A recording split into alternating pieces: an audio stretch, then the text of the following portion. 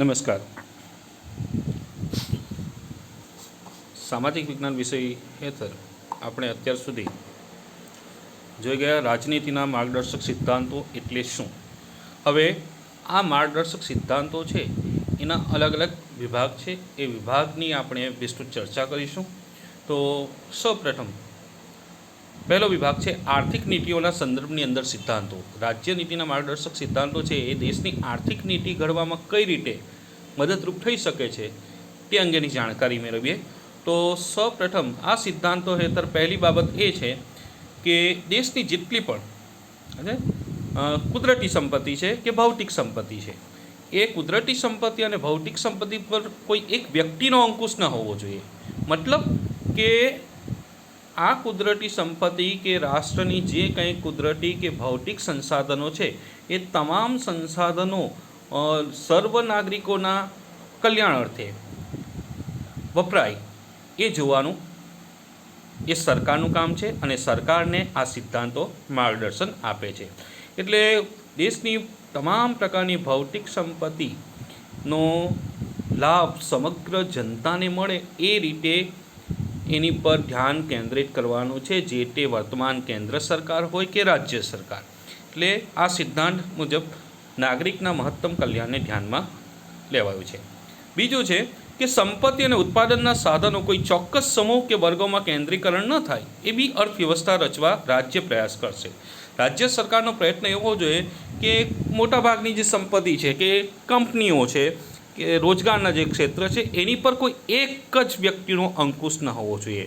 એક કે થોડા ઘણા જો આ પ્રકારનું થશે તો સ્વાભાવિક રીતે ઉચ્ચ વર્ગ છે એ નિમ્ન વર્ગનું શોષણ કરશે. એટલે આવું ન થાય એના માટે જ જાણવાનું છે કે સંપત્તિનું કેન્દ્રીકરણ ન થાય એ બાબતે સરકારે ધ્યાનમાં લેવી પડશે. ત્રીજો મુદ્દો છે કે પુરુષ અને સ્ત્રી બંને સરખું કામ કરે છે તો એને સમાન વેતન મળે એવા પ્રયત્ન પણ રાજ્ય સરકારે કરવા જોઈએ. અહીંયા વિદ્યાર્થી મિત્રો જાણવાનું છે કે ઘણા ક્ષેત્રની અંદર પુરુષ અને સ્ત્રી બંને સરખા કામ કરે છે તેમ છતાં એમને વેતન ઓછું આપવામાં આવે છે. દાખલા તરીકે બાંધકામ ક્ષેત્રની અંદર જોઈએ તો બાંધકામની અંદર જે મજૂરો છે એ મજૂરોમાં સ્ત્રી મજૂરી છે એને ઓછી મજૂરી ચૂકવાય છે, જ્યારે પુરુષ મજૂરને વધારે મજૂરી ચૂકવાય છે. જ્યારે કામ બંને સરખા કરે છે તો આ સ્થિતિ ન હોવી જોઈએ. એટલે કે સમાન કામ બદલ સ્ત્રી અને પુરુષ બંનેને સમાન વેતન મળવું જોઈએ. ચોથું છે કે કામના સ્તરે તમામ કામદારોનું આરોગ્ય જળવાય એવી માનવીય પરિસ્થિતિનું સર્જન કરવું. સ્ત્રીઓ, પુરુષો અને કુમરી વયના બાળકોનું આર્થિક મજબૂરીના કારણે આરોગ્ય કથરે એવા કામ ધંધા કે બિન આરોગ્યપ્રદ સ્થળોએ જોખમી કાર્ય ન કરવા પડે એનું ધ્યાન સરકારે રાખવાનું રહેશે. સરકારે આ ખાસ ધ્યાનમાં લેવાનું છે કે કામના સ્તરે વ્યક્તિનું આરોગ્ય જળવાવું જોઈએ. કામના સ્તરે મતલબ કે વ્યક્તિ જ્યાં પણ કામ કરે છે તેની પાસે જે સલામતી માટે આવશ્યક છે એ વસ્તુ એ કામદારને મળવી જોઈએ. દાખલા તરીકે ભાઈ ગ્લોવ્સ છે કે હેલ્મેટ છે કે પછી આપણે જોઈએ બૂટ છે, સેફ્ટી બૂટ છે, આ બધું આવશ્યક છે. ઘણીવાર આપણે સામે રોજબરોજ કે ગટરની સાફ સફાઈ કરવા ઉતરેલા વ્યક્તિઓ ગેસ ગુંગળામણથી મરી જાય છે. એનું કારણ એ છે કે એ કામ કરે છે પણ સરકારે એમને આવશ્યક એવી ઓક્સિજન બોટલ, માસ્ક કે ગ્લોવ્સ એવું વસ્તુઓ પ્રોવાઈડ નથી કરી અને વિના સલામતીએ એને નીચે ઉતારે છે, એટલે મોતના મુખમાં ધકેલાય છે. એટલે આવું ન થાય એનું ખાસ ધ્યાન રાખવું પડશે. કામના સ્થળોએ ખાસ કરીને વ્યક્તિનું સ્વાસ્થ્ય જળવાય એવી સુવિધાઓનું ચેકિંગ સરકારે કરતું રહેવું પડશે અને મળવું જ જોઈએ દરેક વ્યક્તિને. ત્યાર પછી પાંચમો મુદ્દો છે ઔદ્યોગિક એકમોના સંચાલનોમાં કામદારોની સહભાગીદારી વધે એવા પ્રયાસ કરશે રાજ્ય. એટલે જે કંઈક ઉદ્યોગ છે, કારખાના છે, એમાં કામદારો પણ સામેલ હોવા જોઈએ. કારણ કે કામદારની સામેલગીરી હશે તો જ ઉત્પાદન પણ વ્યવસ્થિત રીતે થશે અને બીજું કામદારોના હકનું પણ રક્ષણ થશે. એટલે આ વસ્તુ ધ્યાન રાખવાની છે. મોટેભાગે જોયું છે કે ઔદ્યોગિક એકમો છે એમાં પ્રાઇવેટાઇઝેશનના કારણે કામદારોનું પોતાનું કોઈ સંગઠન નથી, એટલે પેઢીના માલિકો કામદારોનું શોષણ કરતા હોય છે. આ વર્તમાન આ કોરોનાની સ્થિતિમાં આપને ખ્યાલ આવી જ ગયો કે ઘણી બધી કંપનીઓએ ઘણા બધા કર્મચારીને છૂટા કરી દીધા, એમને પગાર નહીં આપ્યો. તો આ સ્થિતિ શાના માટે સર્જાય છે? તો આ સ્થિતિ એટલા માટે સર્જાય છે કે ઘણા બધા કામદારોનું પોતાનું વ્યક્તિગત સંગઠન નથી. છઠ્ઠું જોઈશું કે બાળકોને આર્થિક લાચારીના કારણે તેનું કોઈ પણ પ્રકારનું શોષણ ન થાય, તે સ્વસ્થ અને સ્વતંત્ર અને ગૌરવપ્રદ સ્થિતિની અંદર તંદુરસ્ત વિકાસ સાધે એ માટે જરૂરી તકો અને સવલતો ઊભી કરવી એ રાજ્યએ પગલાં લેવા પડશે. કોઈ પણ બાળક છે, દાખલા તરીકે નિરાધાર બાળક હોય કે પછી માતા પિતા ગુજરી ગયા હોય અથવા વિકલાંગ હોય અથવા બીમાર હોય, તો આવા સંજોગોમાં ઘણીવાર બાળકો કામ કરવા પર મજબૂર થતા હોય છે. આ કામ કરવાના કારણસર ઘણીવાર એ આરોગ્યપ્રદ સ્થળોએ કામ નથી કરતો અને એના તંદુરસ્તીને જોખમમાં મૂકે છે. બાળક છે મજબૂરીવશ આ પ્રકારનું કાર્ય ન કરે એ જોવાનું કાર્ય પણ રાજ્ય સરકારનું છે. એ વખતો વખત બાળ મજૂરી કાનૂન હેઠળ ઘણીવાર ધરપકડ તો થાય છે, પણ જેટલા સ્ટ્રિક્ટ કાયદા હોવા જોઈએ તેટલા આપણે જોવા નથી મળ્યા. આ એક નળવી વાસ્તવિકતા છે. ખાસ કરીને 7મો મુદ્દો છે સ્ત્રીઓને પ્રસૂતિ સમયે જરૂરી રજા અને રાહત પૂરી પાડવામાં આવે. આપણે ત્યાં ગુજરાત રાજ્ય સરકાર છે કે કેન્દ્ર સરકાર છે, બંને સરકારી કર્મચારીઓને મેટર્નિટી લીવ એટલે કે પ્રસૂતિ સમયની રજા મળવાને હકદાર છે. પહેલાં 3 મહિનાની રજા સરકાર આપે છે અને આ અંગેનો કાનૂન જે છે એ સ્ત્રીઓના કલ્યાણ માટે સૌપ્રથમ ડૉક્ટર ભીમરાવ આંબેડકરે આ કાયદાનું સર્જન કર્યું હતું. એ આઝાદી પહેલાં એમણે બંધારણ ઘડતરની અંદર આ બાબતને ધ્યાનમાં લીધી હતી કે કોઈ પણ સ્ત્રી છે એ નોકરી કરતી હોય તો એની પ્રસૂતિનો સમય આવે ત્યારે એને રજા મળવી જોઈએ, એ પણ ચાલુ પગાર સાથે. અત્યારે રજાનું પ્રમાણ પણ વધ્યું છે. સાથે સાથે યાદ રાખવાનું છે કે એ સ્ત્રીનો જે પતિ છે, જે પિતા બન્યો છે, એને પણ મેટર્નિટી લીવ મળે છે. બરાબર છે. આ એક અત્યારે હાલમાં થયેલી જોગવાઈ મુજબ. આ ઉપરાંત જે કામદાર રાજ્ય વીમા ધારો, બોનસ ધારો, પ્રસૂતિ રજાનો ધારો, ગ્રેજ્યુટીનો ધારો વગેરે કાયદા માનવીય ધોરણે મળે એ ઉદ્દેશ્ય ઘડવામાં આ સિદ્ધાંતો મદદરૂપ થાય છે. આ ઉપરાંત કૃષિ અને ખાસ કરીને પશુપાલન આધુનિક અને વૈજ્ઞાનિક ધોરણે વિકાસ થાય તેવી વ્યવસ્થા કરવાનો પ્રયત્ન રાજ્ય સરકાર કરશે. ગાય છે, વાછરદા છે, અન્ય દુધાળા પ્રાણી છે, ભારવાહક ઢોરોની ઓલાદોની જાળવણી માટે તથા બળદ, ગધેડા, ગાયોની કતલ અટકાવવા માટે પણ સરકાર પ્રયાસ કરશે. અત્યારે વિદ્યાર્થી મિત્રો જાણીને નવાઈ લાગશે કે સફરજન આમ જોઈએ તો આપણે જોઈએ છે ઠંડા પ્રદેશોમાં થાય છે, પણ અત્યારે રાજ્ય સરકારના પ્રયત્નથી કચ્છના એક ખેડૂતે રાજ્ય સરકારના કાર્યક્રમમાંથી પ્રેરણા લઈને કચ્છની અંદર ગરમ વાતાવરણની અંદર સફરજનની ખેતી કરી અને એમાં સફળતા પણ મેળવી છે. તો આ અંગે સરકાર જે છે વૈજ્ઞાનિક ધોરણે કૃષિનો વિકાસ થાય એ માટે પ્રયત્ન કરશે. આ ઉપરાંત છે ઊંચી ઓલાદની ગાયો જે વધુ દૂધ આપે છે. આપણે ત્યાં મોટાભાગનો પ્રશ્ન શું છે કે ગાયોની કતલ તો સામે પ્રશ્ન ઉઠે છે, પણ આપણે ત્યાં ગાયો જે છે ઊંચી ઓલાદની નથી ને ઘણીવાર જે પશુપાલકને દૂધ આપતું મળતું બંધ થઈ જાય પછી એ પશુને એ પાળતો નથી. કારણ કે નથી પાડતો એટલા માટે કે એના દ્વારા એને આવક મળતી બંધ થઈ ગઈ છે. પણ હકીકત જરૂરી છે કે આપણે ત્યાં પશુઓની સંખ્યાને પણ નિયંત્રણમાં લેવાની છે અને ઊંચી ઓલાદની ગાયો રાખવી પડશે. ઊંચી ઓલાદના જે કંઈ પ્રાણીઓ છે એ બળદ હોય, ગધેડા હોય કે ગાય હોય એનો ઉપયોગ થવો જોઈએ. તે ઉપરાંત એમની કતલ પણ થતી અટકાવવી જોઈએ. આ ઉપરાંત જોઈએ રાજ્યમાં સૌને ન્યાયની સમાન તક મળે. દરેક વ્યક્તિને ન્યાયમાં આ સમાનતા મળે. આર્થિક અને અસમર્થતાના કારણે કોઈ જરૂરિયાત વ્યક્તિ નાગરિકને ન્યાય મેળવવા માટેની તકોનો ઇનકાર કરવામાં નહીં આવે. તેઓને મફત કાનૂની સહાય મળે તેવો રાજ્ય પ્રબંધ કરે અને કાયદા ઘડે. આપણે ત્યાં જાણીએ છીએ કે મોટે ભાગે પૈસાદાર વ્યક્તિઓ પૈસાના જોરે ઊંચા વકીલો રોકીને કેસ જીતી જતા હોય છે. યોગ્ય, કારણ કે સામેવાળા વ્યક્તિ પાસે કેસ લડવાના પૈસા પણ ઘણીવાર નથી હોતા. કોઈ પણ વ્યક્તિ જે છે એ નાણાંના અભાવની અંદર ન્યાય મેળવવામાં નિષ્ફળ જાય એ સ્થિતિ ન સર્જાવી જોઈએ. એટલે ઘણીવાર સરકાર જે છે સરકારી વકીલ પ્રોવાઈડ કરે છે, ફાળવે છે. ઘણીવાર વ્યક્તિ પાસે કેસ લડવાના પૈસા ન હોય તો જજ દ્વારા એમને સરકારી વકીલ રોકવાનો આદેશ આપવામાં આવે છે. આ ઉપરાંત સામાજિક સિદ્ધાંતોની વાત કરીએ કે સામાજિક નીતિ સંબંધી રાજ્ય નીતિના માર્ગદર્શક સિદ્ધાંતો કઈ રીતે મદદરૂપ થાય છે, તો જોઈશું. ખાસ કરીને અનુસૂચિત જાતિ એટલે કે એસસી, અનુસૂચિત જનજાતિ એટલે કે એસટી, અનુસૂચિત જાતિનો મતલબ શિડ્યુલ કાસ્ટ, અનુસૂચિત જનજાતિનો મતલબ થયો શિડ્યુલ ટ્રાઇબ. આ ઉપરાંત વંચિત સમૂહો જેવા સમાજના નબળા વર્ગોના શૈક્ષણિક આર્થિક હિતોના ઉત્કર્ષ માટે રાજ્યએ વિશેષ પ્રયાસો કાળજીપૂર્વક કરવાના રહેશે, જેથી સામાજિક અન્યાય અને શોષણ સામે તેમનું રક્ષણ થઈ શકે. ખાસ જાતિ, અનુસૂચિત જાતિ, જનજાતિ છે અને વંચિત વ્યક્તિઓ છે એમનું ઘણીવાર શોષણ થતું હોય છે. આભાર છે તો આપણે ત્યાં આજની તારીખે પણ ગામડાઓની અંદર ખાસ કરીને વધુ પડતી જોવા મળે છે. તો આ પણ એક પ્રકારનું શોષણ જ છે, એટલે એ અટકાવવા માટે પ્રયાસ કરવો પડશે. બીજું, ભારતમાં રહેતા તમામ નાગરિકોને સમાન દીવાની કાયદો ઘડવા યુનિફોર્મ સિવિલ કોડ ન્યાય વ્યવસ્થાનું સંચાલન કરીને સૌને ન્યાય મળે એવી રાજ્ય પ્રયત્ન કરશે. ખાસ કરીને જો એ લગ્ન છે, લગ્ન વિચ્છેદ છે એટલે જે છૂટાછેડા છે, ભરણ પોષણ છે, સગીર છે, દત્તક વિધાન છે, વસિયત છે વગેરેમાં એક સરખો દીવાની કાયદો ઘડીને સામાજિક ન્યાયની દિશામાં સરકાર પગલાં ભરશે. તો સમાન યુનિફોર્મ સિવિલ કોડ જે છે એમાં દરેક વ્યક્તિને એક સરખો ન્યાય મળે એ દિશામાં ભરાયેલું એક પગલું છે. લગ્ન છે કે છૂટાછેડા છે કે દત્તક લેવાનો પ્રશ્ન છે કે સગીરોનો પ્રશ્ન છે, આ બધાની અંદર સરકારે પ્રયત્ન કરવા પડશે, એવો કાયદો ઘડવો પડે જે સર્વ વ્યક્તિને સમાન ધોરણે લાગુ પડે. આ ઉપરાંત રાજ્યમાં સૌ નાગરિકોને કામ કરવાનો હક પ્રાપ્ત થાય.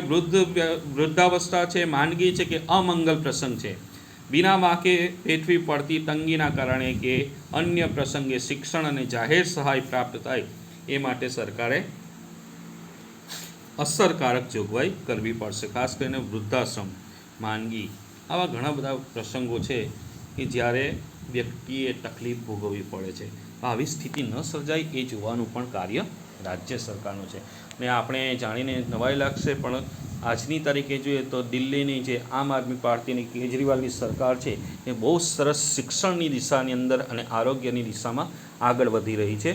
એક હાઈફાઈ જે સરકારી સ્કૂલોની અંદર સુવિધાની આપણે કલ્પના ન કરી હોય તેવી સુવિધાઓ દિલ્હીની અંદર સરકારી સ્કૂલોમાં આજે પ્રોવાઈડ થઈ છે. ટેનિસ કોર્ટથી લઈ સ્વિમિંગ પુલ સુધીના જે સુવિધા છે, રમતગમતના મેદાન છે, આ બધું ડેવલપ કરી રહી છે.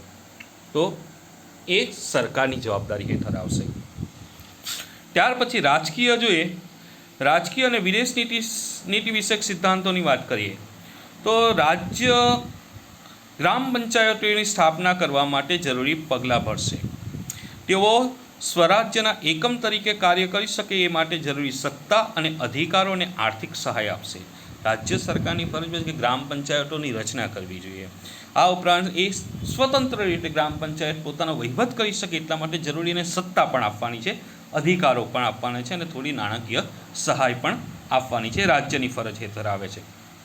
એ ઉપરાંત જોઈશું બીજો પોઈન્ટ છે કે રાજ્ય સેવાઓમાં ન્યાયતંત્રને કારોબારીથી અલગ અને સ્વતંત્ર કરવા પગલાં ભરશે, જેથી ન્યાયાધીશો નિષ્પક્ષ, નિડર અને નિર્ભીક રીતે ન્યાય આપી શકે.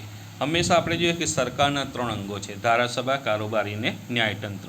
તો ન્યાયતંત્રને કારોબારીથી સ્વતંત્ર જ રાખવું પડશે. જો કારોબારીનું તરફેણ કરનારું ન્યાયતંત્ર હશે તો પ્રજાનો ન્યાયતંત્રમાંથી વિશ્વાસ ઉઠી જશે. એટલે જરૂરી છે કે ન્યાયતંત્ર એક સ્વતંત્ર એકમ તરીકે કાર્ય કરે. આ ઉપરાંત જોઈશું ત્રીજો પોઈન્ટ, આંતરરાષ્ટ્રીય શાંતિ છે, સલામતી છે, ઉન્નતિ છે. રાષ્ટ્ર વચ્ચે ન્યાયી માનપૂર્વકના સંબંધો જળવાય એ માટે આંતરરાષ્ટ્રીય કાયદા અને સંધિઓને લગતી ફરજો પ્રત્યેનો આદર વધારવા, આંતરરાષ્ટ્રીય મતભેદો અને તકરારી પ્રશ્નોનું લવાદ દ્વારા શાંતિપૂર્ણ નિરાકરણ લાવવાનો પ્રયાસ રાજ્ય કરશે અને એ બાબતને અગ્રીમ પ્રોત્સાહન આપશે. આંતરરાષ્ટ્રીય શાંતિ સૌથી મહત્ત્વની છે, કારણ કે પડોશમાં અશાંતિ હશે તો આપણો વિકાસ પણ અટકી જશે. આ ઉપરાંત આંતરરાષ્ટ્રીય જે કાયદા કાનૂન છે, સંધિઓ છે, એનું આપણે પાલન કરવું પડશે. આ માનપૂર્વકના સંબંધો વિકસે તો મતભેદોનું પણ નિરાકરણ આવે તો જ રાષ્ટ્ર વિકસી શકે. અત્યારે જોઈએ કે ભારતની સિચ્યુએશન એ છે કે ચારે બાજુથી ભારત મુસીબતોથી ઘેરાયેલું છે. ભારત પાકિસ્તાન વચ્ચેના સંબંધો પહેલેથી વણસ્યા છે, વર્તમાન સમયમાં ચીન સાથેના સંબંધો વણસી રહ્યા છે, નેપાળ સાથેના સંબંધો વણસી રહ્યા છે. ભારત કરતાં ઝડપથી બાંગ્લાદેશ પ્રગતિ કરી રહ્યું છે, આ આજની વાસ્તવિકતા છે. શ્રીલંકા સાથેના સંબંધો કેટલીક અંશે બગડ્યા છે. તો આ બાબતની અંદર ભારતે પણ પ્રયત્ન કરવા પડશે, આંતરરાષ્ટ્રીય શાંતિ સલામતી માટે પ્રયત્ન કરવો પડશે. એટલું યાદ રાખે, તાળી હંમેશા એક હાથે નહીં વાગે. બંને પક્ષોએ સમજૂતી અને સુલેહકારી સમાધાન યોજીને પ્રશ્નનું નિરાકરણ લાવવું પડશે. ચોથો હક છે શૈક્ષણિક અને સાંસ્કૃતિક નીતિઓ સંબંધી સિદ્ધાંતો. 14 વર્ષની ઉંમર સુધીના તમામ બાળકોને બંધારણના આરંભ થયાના 10 વર્ષની અંદર મફત અને ફરજિયાત શિક્ષણ પ્રાપ્ત થાય એ માટે રાજ્ય પ્રયાસ કરશે. 14 વર્ષ અત્યારે તો જોઈએ કે વર્ષ 2009થી આ મૂળભૂત હક છે, એટલે કે 6 થી 14 વર્ષના તમામ બાળકોને મફત અને ફરજિયાત શિક્ષણ મેળવવાનો અધિકાર આપવામાં આવ્યો છે. રાષ્ટ્રીય મહત્વ તરીકે જાહેર કરાયેલા કલાત્મક ઐતિહાસિક સ્થળો છે, સ્મારકો છે, કલાકૃતિઓ છે, ઇમારતો છે, પદાર્થોનું યથાપ્રસંગ બરાબર છે લૂંટફાટ, બગાડ, વિકૃતિ, સ્થળાંતર, નિકાલ કે તેનો નાશ થતો અટકાવવો અને રક્ષણ કરવાની જવાબદારી પણ રાજ્યની ફરજ હેઠળ આવે છે. આમ રાષ્ટ્રના સાંસ્કૃતિક અને ઐતિહાસિક વારસાનું જતન કરવાનો ઉદ્દેશ્ય પણ રહ્યો છે. એટલે આપણે ત્યાં જે પણ ઐતિહાસિક સ્થળો છે એ ઐતિહાસિક સ્થળોનું આપણે જતન કરવું પડશે. ઐતિહાસિક સ્થળો જેટલા પણ છે એ ઐતિહાસિક હોય કે પૌરાણિક છે, મંદિર, મસ્જિદ, ગુંબજો, કિલ્લાઓ, બરાબર, તળાવો, એની સ્વચ્છતા, એની મૂળ સ્થિતિની અંદર સુધારો થાય, કોઈ વ્યક્તિને નુકસાન કરતું અટકે એ જોવાની આપણી ફરજ હેઠળ આવે છે અને રાજ્ય સરકાર પણ એના માટે પ્રયત્ન કરે છે. પણ આપણે જોઈએ છે કે આપણી આજુબાજુના જેટલા ઐતિહાસિક સ્થળો છે એની શું દશા છે. વ્યક્તિઓ ગમે તેવી ગંદકી ત્યાં કરી રહ્યા છે. પાંચમું, આરોગ્યની બાબતની વાત કરીએ કે આરોગ્યની સ્થિતિ સંબંધી સિદ્ધાંતોમાં કઈ રીતે મદદરૂપ થાય છે રાજ્ય નીતિના માર્ગદર્શક સિદ્ધાંતો. આરોગ્યની સંદર્ભમાં રાજ્ય સરકારની શું ફરજ છે, કેન્દ્ર સરકારની શું ફરજ છે તે જોઈએ આપણે. કે લોકોનું આરોગ્ય અને પોષણનું સ્તર સુધરે એટલા માટે રાજ્ય પ્રયાસ કરશે. જાહેર આરોગ્ય અને જન સુખાકારી વધારવા માટેના પગલાં રાજ્ય પોતાની પ્રાથમિક ફરજોમાં ગણશે. અત્યારે જોઈશું કે આરોગ્યનું સ્તર સુધરે એટલા માટે આંગણવાડી કેન્દ્ર છે. આંગણવાડી કેન્દ્ર હેઠળ મોટે ભાગે જોઈએ છે કે નાના બાળકો છે, ગર્ભવતી મહિલાઓ છે એમને પોષણયુક્ત આહાર પૂરો પાડવામાં આવે છે. એ ઉપરાંત આપણે જો હેલ્થ સેન્ટરો ખોલ્યા છે, હેલ્થ સેન્ટરો વિના મૂલ્ય અથવા એકદમ જ નજીવા મૂલ્યની અંદર આપણે દવાખાનાની ડૉક્ટરોની ટ્રીટમેન્ટનો લાભ મળી રહ્યો છે. તો આ દિશાની અંદર રાજ્ય સરકારે પ્રયત્ન કરવો રહ્યો. જન સુખાકારી વધારવા માટે રાજ્ય સરકારે પ્રયત્ન કરવો રહ્યો. આ ઉપરાંત જોઈએ આરોગ્યને નુકસાન પહોંચે એવા કેફી પદાર્થો, બરાબર છે, પીણા, નશાયુક્ત માદક દ્રવ્યો વગેરે પર રાજ્ય પ્રતિબંધ મૂકવાનો પ્રયાસ કરશે. ઔષધિઓનો હેતુ સિવાયના માદક પીણા, ડ્રગ્સ અને નશાયુક્ત પદાર્થોના ઉપયોગ પર પ્રતિબંધ મૂકશે. આપણે જોઈએ કે નશાયુક્ત પદાર્થો જે છે, ડ્રગ્સ છે, હેરોઇન છે, ચરસ છે, ગાંજો છે, આ દારૂ છે, આવા કેટલાય કેફી દ્રવ્યો છે કે જે સ્વાસ્થ્યને નુકસાન પહોંચાડે છે. પણ જોઈએ તો સરકાર એના માટેના કાયદા ઘડશે અને હંમેશા યાદ રાખે કે કોઈ પણ ઔષધિનો હેતુ છે દવા તરીકે તમે દવા તરીકે માદક પીણા તમે ઉપયોગમાં લઈ શકો. કેટલાક જે માદક પીણા છે એ દવા તરીકે પણ કામ લાગે છે. અહીંયા એક નાનકડી રમૂજની વાત એ છે કે એક જોક્સની અંદર એવું કહેવામાં આવે કે ભારતમાં સૌથી વધારે બરફ ક્યાં પડે છે. એકદમ સિમ્પલ પ્રશ્ન મજાક સ્વરૂપે લીધો કે ભારતમાં સૌથી વધારે બરફ ક્યાં પડે છે, તો એક વ્યક્તિએ જવાબ આપ્યો ગુજરાતમાં. અને ગુજરાતમાં ક્યાં બરફ પડે છે એવું પૂછ્યું, એમ કે દારૂના ગ્લાસમાં. અહીંયા હસવાની વસ્તુ એ છે કે આપણે ત્યાં દારૂબંધી છે તે છતાંય જોઈએ એટલો વેચાય છે. એટલે પ્રતિબંધ અવશ્ય છે પણ એ પ્રતિબંધનું કાનૂન દ્વારા પાલન નથી થતું.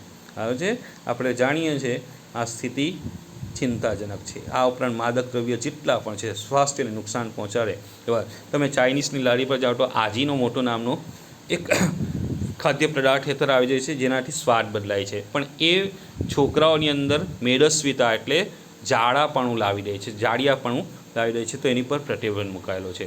તો આ માદક દ્રવ્યો પર પ્રતિબંધ મૂકશે। આ ઉપરાંત જોઈએ કે દેશના પર્યાવરણનું રક્ષણ થાય એ માટે જરૂરી સુધારા થાય એ માટે રાજ્ય પ્રયાસ કરશે। દેશના જંગલો છે, વનસ્પતિ સૃષ્ટિનું રક્ષણ માટે ખાસ પ્રબંધ રાજ્ય કરશે। દેશના પર્યાવરણનું જતન કરવું પડશે। પર્યાવરણના જતન માટે વિદ્યાર્થી મિત્રો મારી તમને એક જ અપીલ છે કે નદીમાં સ્નાન કરવાનું છોડી દો। કોઈ પણ ધાર્મિક પ્રસંગ હોય કે ધાર્મિક વિધિ હોય, આપણે સ્નાન કરવાની જરૂરત નથી ને સ્નાન કરવાની એટલી બધી તીવ્ર ઈચ્છા હોય તો નદીનું પાણી થોડું લઈને બહાર પર કિનારા પર તમે નામ પૂરતું સ્નાન કરી શકો। કારણ કે આપણું પ્રદૂષિત કે આપણું શરીરનો જે કચરો છે એ નદીની અંદર ઠલવાય છે। એવું કહેવાય કે ગંગા દેશની સૌથી પવિત્ર ગણાતી નદી ગંગા જે છે આજે દેશની સૌથી વધારે પ્રદૂષિત નદીની અંદર ગણાય છે। એનું કારણ છે કે આપણી કેટલીક ધાર્મિક અંધશ્રદ્ધાઓ છે, માન્યતાઓ છે, ધર્મના નામે ચાલતા ક્રિયાકાંડો અને ધતિંગો છે, એનાથી ગંગાને પ્રદૂષણ ફેલાયું છે।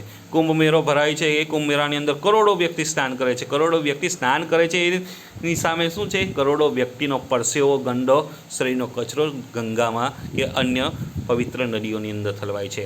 આ એક સૌથી ચિંતાજનક વિષય છે। એટલે મારી નમ્ર અપીલ કે નદીમાં સ્નાન કરવાનું ટાળો છે। નદીમાં કારણ કે પીવાલાયક પાણીને પણ આપણે અશુદ્ધ બનાવવા માટે નિમિત્તો ન જ બની શકે। વિશ્વની કોઈ સંસ્કૃતિમાં નદીમાં સ્નાન કરવાની પરંપરા નથી, રિવાજ નથી। એટલે વિશ્વની જે વિકસિત દેશો છે એની નદી જોશો તો ચોખ્ખી રહેશે, કારણ કે ત્યાં આવો મહિમા નથી। આપણે ત્યાં વગર જોઈએ તો ધાર્મિક અંધશ્રદ્ધાના કારણસર આ સ્થિતિ સર્જાય છે। ત્યાર પછી ચોથો પોઈન્ટ જોઈશું તો કામદારોના કામના સ્તરે આરોગ્યપ્રદ વાતાવરણ થાય, નવરાશની પર્વમાં સામાજિક અને સાંસ્કૃતિક વિકાસની પૂરતી તકો મળે। આ ઉપરાંત માનવ તંદુરસ્તી બક્ષવા માટે મનોરંજનની સુવિધા મળે એવા પ્રયાસો રાજ્યએ કરવા જણાવે છે। એટલું યાદ રાખવાનું છે વિદ્યાર્થી મિત્રો કે કામદાર છે એટલે કે કારીગર છે, જ્યાં કામ કરે છે ત્યાં એને યોગ્ય આરોગ્યપ્રદ બરાબર છે વાતાવરણ મળવું જોઈએ। આ એના હક હેઠળ આવે છે। આ ઉપરાંત કામના સ્તરે ઘણીવાર રિસેસ પડે છે કે બ્રેક પડે છે તો એને કામ કરવાનું મૂળ ન હોય તો એવા સંજોગોમાં પણ એની પાસે ત્યાં પેપર હોવા જોઈએ વાંચવા માટે છે। આ ઉપરાંત રમત માટેના કેટલાક સાધનો પણ ત્યાં હોવા જોઈએ। એ ઉપરાંત કામના સ્થળે ચોખ્ખાઈવાળા ટોયલેટ બાથરૂમની સુવિધા પણ હોવો જોઈએ। પીવાલાયક સ્વચ્છ પાણી હોવું જોઈએ। આ ઉપરાંત સેફ્ટી કિટ્સ છે એ બધી આવશ્યક વસ્તુઓ છે એ કામના સ્થળે એને મળવું જોઈએ, જેથી એ આગળ વધી શકે। કામની સાથે સાથે એને મનોરંજન પણ મળી રહે એવી સ્થિતિ હોવી જોઈએ। આમ જોઈશું તો રાજ્ય નીતિના માર્ગદર્શક સિદ્ધાંતોનો હેતુ આપણે એવા સમાજ વ્યવસ્થાની રચના કરવાની છે, એવા રાજ્ય વ્યવસ્થાની રચના કરવાની છે કે જેમાં શક્ય હોય એટલું સત્તાનું વિકેન્દ્રીકરણ થાય। સત્તાનું વિકેન્દ્રીકરણ મતલબ કે બધા વ્યક્તિને હિસ્સે સત્તા આવે। ધાર્મિક કે જ્ઞાતિ આધારિત ભેદભાવ રહિત સમાજનું રચના થાય। સમતામૂલક મતલબ કે ધર્મના આધાર પર કે જાતિના આધાર પર ઉચ્ચ નીચનો ભેદભાવ ઓછો થાય એવા સમાજની રચના કરવી। શોષણ મુક્ત અને કલ્યાણકારી સમાજ વ્યવસ્થા અને અર્થવ્યવસ્થા સ્થાપવાનો છે, અર્થાત સામાજિક લોકશાહી અને આર્થિક લોકશાહી સ્થાપવાનો છે।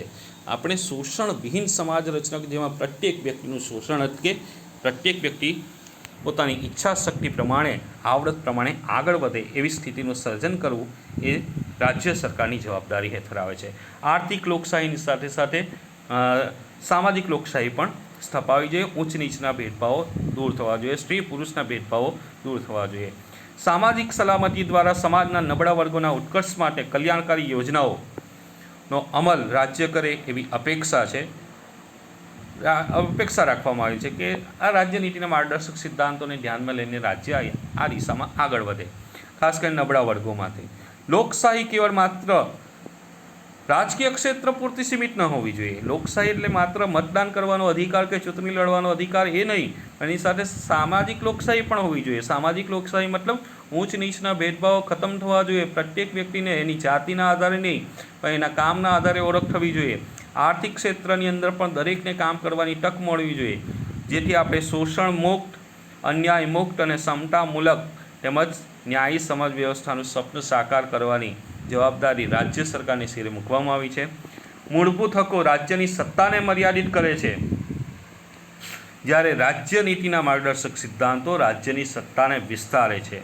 મૂળભૂત હકો રાજકીય લોકશાહી સ્થાપે છે, જ્યારે આ સિદ્ધાંતો સામાજિક અને આર્થિક લોકશાહી સ્થાપવાનું ધ્યેય ધરાવે છે. તેમની વચ્ચે કોઈ વિરોધ નથી, તેઓ એકબીજાના પૂરક છે. એટલે મૂળભૂત હકો અને રાજ્યનીતિના માર્ગદર્શક સિદ્ધાંતો એકબીજાના વિરોધી નથી, પણ એકબીજાના પૂરક છે. અહીંયા વિદ્યાર્થી મિત્રો કોઈ પણ પ્રશ્ન હોય તો તમે મને સીધો કોલ કરી શકો છો, અને એની સાથે સાથે તમારે જે પ્રશ્ન લખવાના છે એ પ્રશ્નના સંદર્ભની અંદર આપણે વાત કરીએ કે કયા પ્રશ્ન તમારે લખવાના રહેશે. તો ખાસ કરીને જોઈશું કે ટૂંકનોંધવાળો જે પ્રશ્ન છે એમાં 6 એ 6 સુધી લખવાની છે. આ ઉપરાંત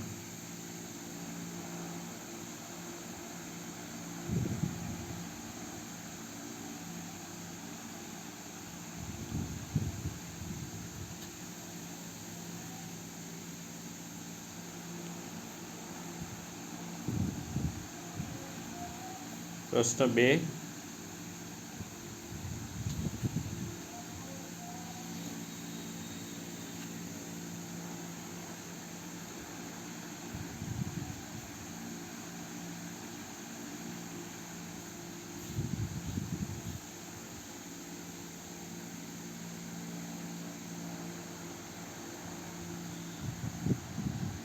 પ્રશ્ન 2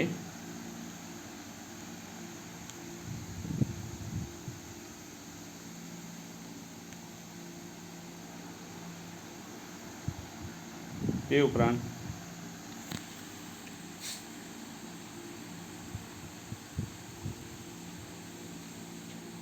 પ્રશ્ન 3, એ 3ની અંદર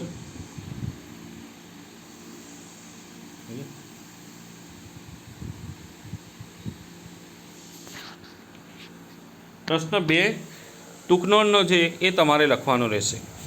એ ઉપરાંત કારણો જે છે એ કારણોની વાત કરીએ તો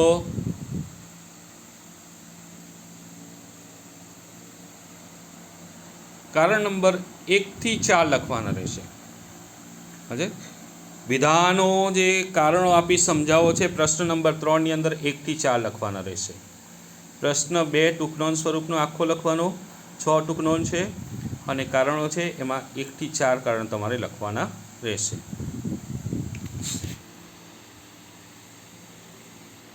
અથવા કોઈ પણ 4 કારણો પર તમે લખી શકો છો. કોઈ પણ પ્રશ્ન હોય તો કોલ કરી શકો છો. અસ્તુ.